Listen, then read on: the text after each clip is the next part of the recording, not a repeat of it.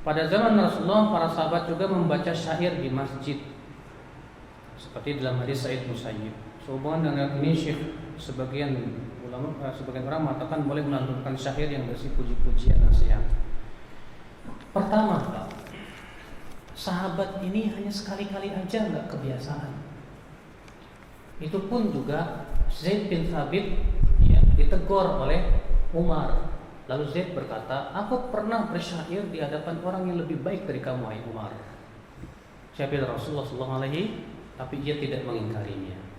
Tapi Zaid tidak memperbanyak dan tidak menjadikan kebiasaan tiap hari. Sekali-kali saja. Bahkan Rasulullah mengatakan, la an yumla'a batnu ahadikum qayhan wa sadidan. Lebih baik seseorang itu dipenuhi perutnya dengan darah dan nanah daripada dipenuhi dengan syair. Lihat, bersyair boleh, tapi Rasulullah melarang terlalu sering bersyair, nggak boleh. Makanya Imam Syafi'i mengatakan syair boleh, tapi dengan syarat jangan memperbanyak. Makanya para sahabat bersyair di saat dibutuhkan saja, sekali-kali saja. Jadi perbuatan hasan ini jangan dijadikan dalil untuk kemudian membiasakan syair di masjid. Justru Pak, di dalam Al-Quran itu masjid itu untuk apa?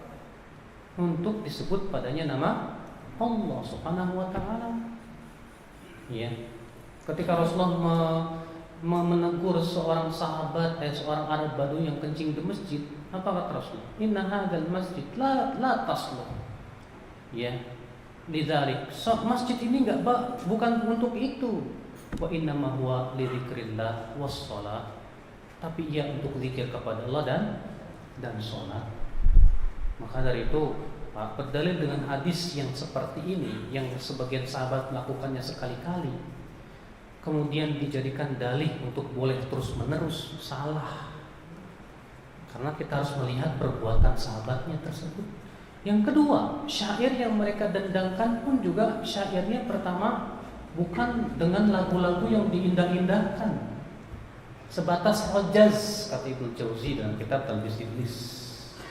Ya. Makanya akal Islam kita harus melihat bagaimana praktek para sahabat dan para ulama dalam memahami hadis seperti itu. Wallahu a'lam. Assalamualaikum warahmatullahi wabarakatuh. Alhamdulillah wassalatu wassalamu ala Rasulillah wa man tabi'ahum bi ihsanin ila yaumil qiyamah, amma ba'd. Wa minal ma'lum bahwasanya membaca Al-Qur'an fadluhu 'azim, keutamaannya sangat besar, dan ini adalah silah penghubung antara seorang hamba dengan Rabbnya Allah Azza wa Jal.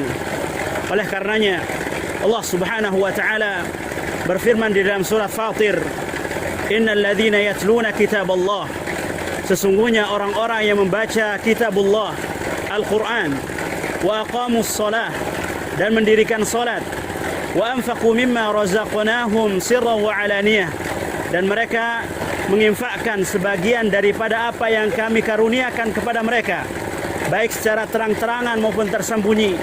Yarjuna tijaratan lan tabur, mereka mengharapkan perniagaan yang tidak ada ruginya. Liwaffiyahum ujurahum wa yaziduhum min fadlih wallahu ghafurun syakur. Kala Allah Subhanahu wa ta'ala akan menyempurnakan ganjaran bagi mereka, dan Allah Subhanahu wa ta'ala akan menambahkan dari karunia-Nya. Tidak semua kita diberikan oleh Allah Subhanahu wa ta'ala kemudahan, karunia untuk membaca Al-Quran.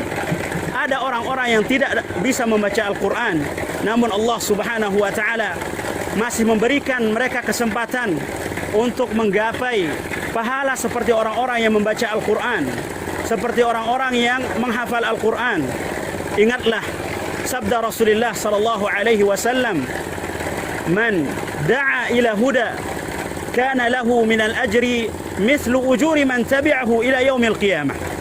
Barang siapa yang memberi petunjuk kepada kebaikan, maka baginya pahala seperti orang-orang yang melakukannya sampai hari kiamat, duna yang kusa min ujurihim syai'a, tanpa mengurangi sedikit pun pahala orang-orang yang melakukannya.